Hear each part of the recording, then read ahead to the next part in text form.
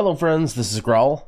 So I've been getting the question a lot as to why I've been playing Night Fae and Keys of Season 4 of Shadowlands, since I've been playing Kyrian all of Season 3 and I just recently switched and a lot of people are wondering what's going on. So I just wanted to give a brief explanation of why I'm playing Night Fae, when you should play Night Fae, and how the ability works and how you should be using it.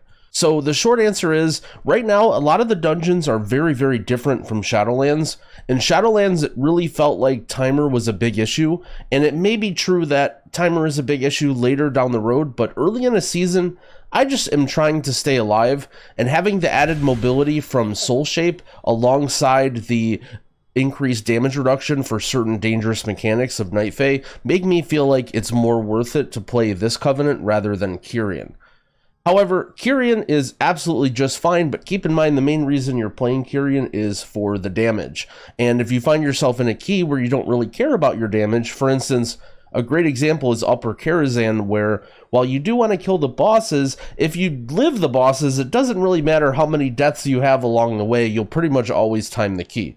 So I tend to run Night Fae in a dungeon like Upper Karazhan, where I'm mainly just trying to stay alive. In Pugs, however, you're going to get a lot less value most of the time from Fae Guardians, simply because DPS will be less skilled and they also won't know the route. So keep in mind that you're going to lose significantly more damage the worse of a group that you're playing with. In a lower level group, you probably also aren't getting the full benefit of the Kyrian boon anyway, so let's leave it at that. But keep in mind that when your team is not super coordinated and you don't have super good DPS players, or maybe not the right classes to take advantage of the Fae Guardians cooldown reduction, you will be losing some amount of damage. So how do I use this ability? A lot of people are confused. So when you press your Covenant ability on a player, you will give them two different fairies.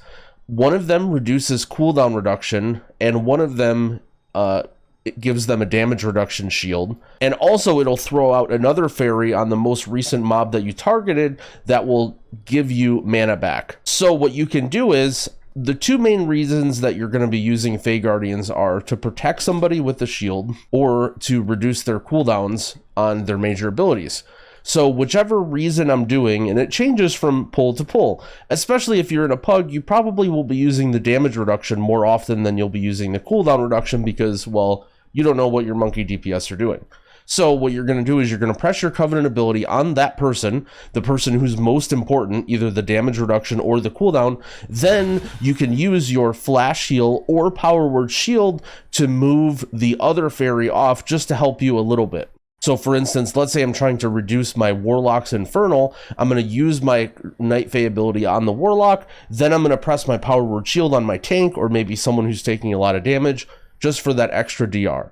So a lot of people are confused also as to how the legendary works. So the legendary simply just buffs one of the fairies that's on the target. And the reason that we use the fairies, the initial cast, on the most important target is so that way we don't have to worry about the mask at all. However, if you decide that you want to change which fairy is empowered, you simply just press your Covenant ability again on that target, whether it's an ally to change between your cooldown reduction and damage reduction, or the enemy if you want to get extra mana back. And I don't use the extra mana improved mask very often, but it actually does give you sizable amount of mana. And if you find yourself near the end of a dangerous boss or a pull, running very low on mana and your fairies comes back up, you can actually just send it on the boss or the enemy just to get back a little bit of increased mana. So I hope that helped. Thanks for watching, friends, and happy keying.